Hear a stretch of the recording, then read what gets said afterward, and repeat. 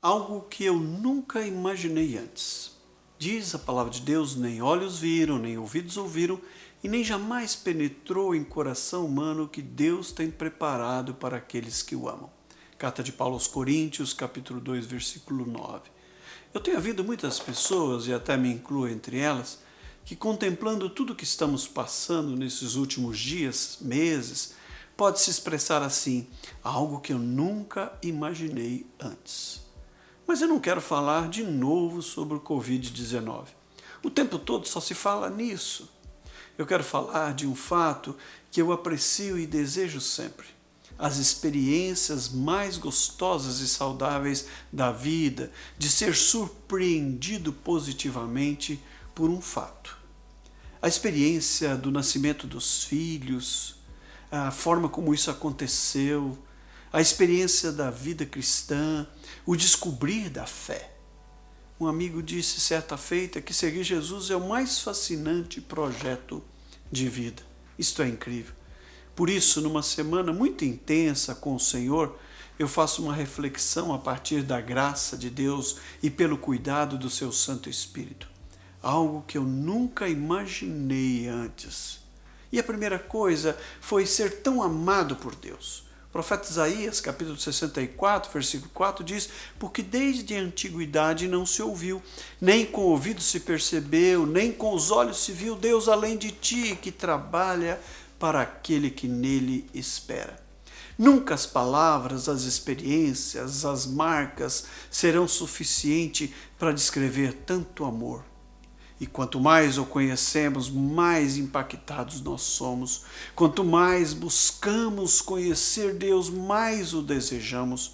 Moody, um evangelista do século XIX, pregava o poder de Deus e que Deus odiava o pecador tanto quanto odeia o pecado. Após alguns anos do seu ministério em Boston, ele convidou um pastor amigo para pregar na sua igreja.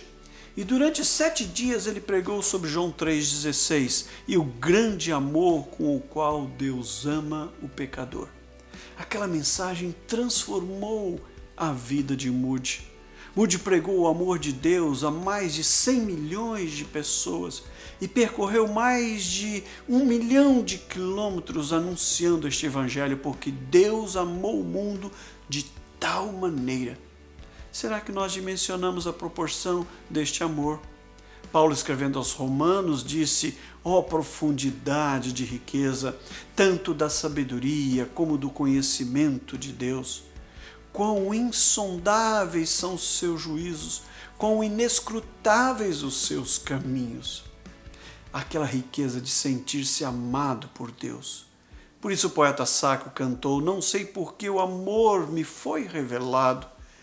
Assim como o texto de Gênesis descreve a vida de José, o Senhor era com José. Ou Maria e Marta, quando Jesus chora ao encontrá-las depois da morte do seu irmão, confortando-as e restaurando a vida e a alegria. Ou como aquele pequeno Zaqueu, um homem surpreendido pelo amor de Deus. Ou ainda o carcereiro de Filipos, em meio àquele terremoto, ao desespero de ver Paulo e Silas sendo libertos, ele diz: hoje encontrei salvação.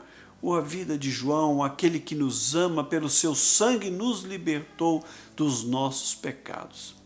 Se não conseguimos antever, ele tem se nos dado a conhecer pelo Espírito Santo, a você e a mim. Você se sente amado por Deus?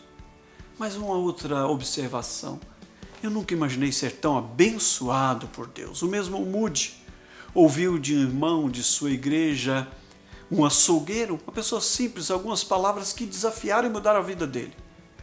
Aquele homem disse: o mundo ainda não viu o que Deus pode fazer através de um homem plenamente consagrado a Ele. Eu quero ser esse homem, ele disse. Moody pregou o amor de Deus para milhares de pessoas.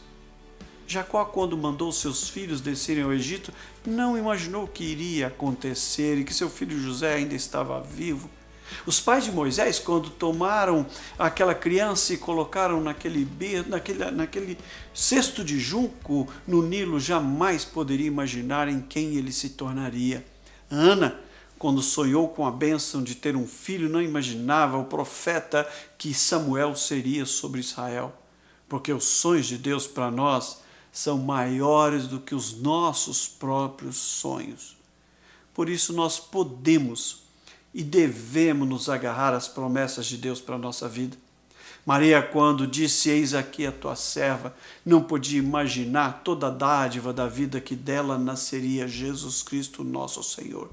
Os discípulos, depois da ressurreição e da descida do Espírito Santo, não poderiam imaginar que nós hoje seríamos igreja cumprindo aquela promessa de Deus. A vida, a família, os filhos, a saúde, o sustento, o socorro. Como disse o profeta Isaías, ele trabalha para aqueles que nele esperam.